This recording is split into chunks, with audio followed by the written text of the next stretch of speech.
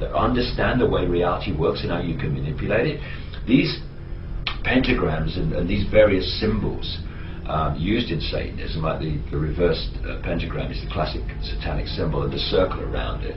They are vibrational fields. That's why they do these rituals, and the entity can enter this reality, the range of visible light, in other words, what we can see, within that vibrational field, and suddenly the gods appear. And these gods, as they're perceived, feed off human energy.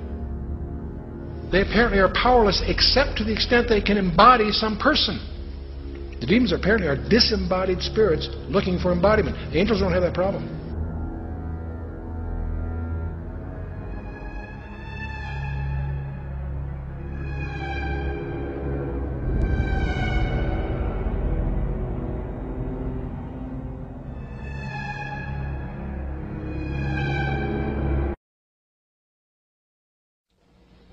And the priest went on saying that the plan of Satan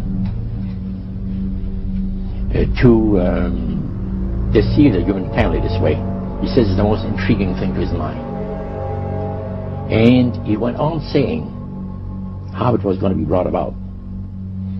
He said that a fellow by the name of Darwin and another fellow by the name of Thomas Henry Huxley would be used by the spirits because in their childhood they had been hypnotized by medical doctors, and they figured that they would be real good subjects to lead the people into this belief that they had, that Satan wanted to bring into people's lives. Now, what were those 3 points again, Roger? The 3 things were, number 1, that they did not want Satan did not want the human family to think that he or his angels existed. Right. The second point that you made had to do with taking control of people's minds. That's right. The third point was what? Was to destroy the Bible without burning it. Okay. See. And what was the strategy on that? On that, it was very interesting.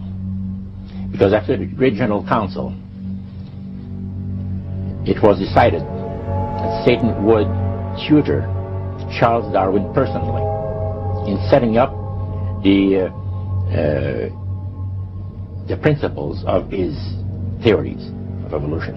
He was tutored by Lucifer himself, fallen Lucifer. And at that time, it was understood, Satan and his spirit counselors understood, that if a person was led to believe in the theory of evolution, it would, in his life, destroy completely the creation week of the Bible, the fall of man, and plan of redemption. It would do away with it. In one fell swoop. Yeah.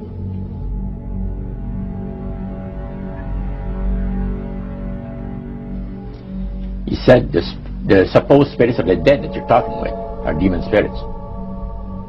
They're fallen angels. They're beautiful beings. Just set it out, just like that. Oh yeah.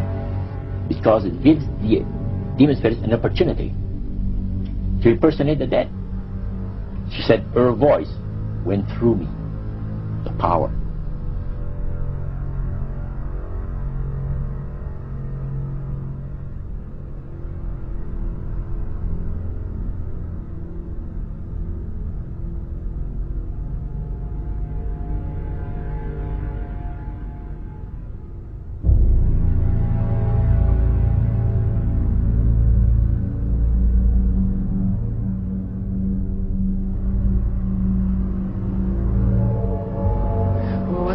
Sharing your bed. I say I slept in the bed. Even if I did sleep in the bed, it's okay. I am not going to do anything sexual to a child. It's not where my heart is. I would slit my wrist first. I would never do anything like that. That's not Michael Jackson, I'm sorry. That's someone else. That's someone else.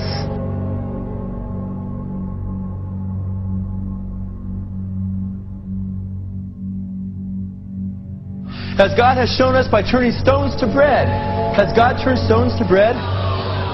That's a lie. In fact, that's a quote of Satan right out of the Bible. Because the scriptures say, Satan says, turn these stones to bread.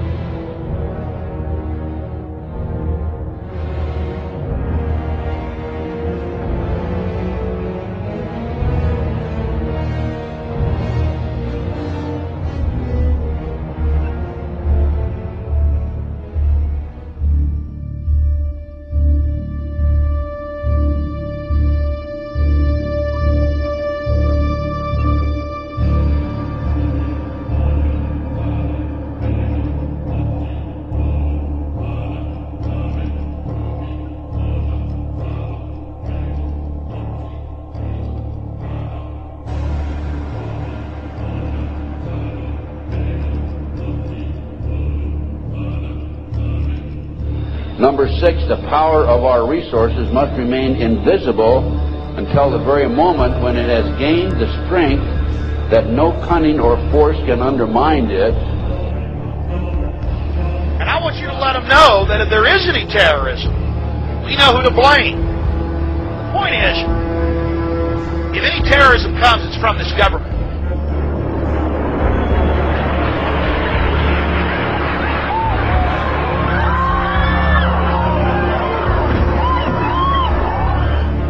Justice and cruelty have always been at war, and we know that God is not neutral between them.